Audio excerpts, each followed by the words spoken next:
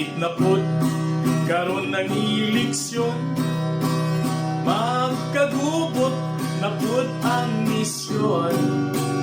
Administrasyon o oposisyon, kinsa man ang inyong pilion.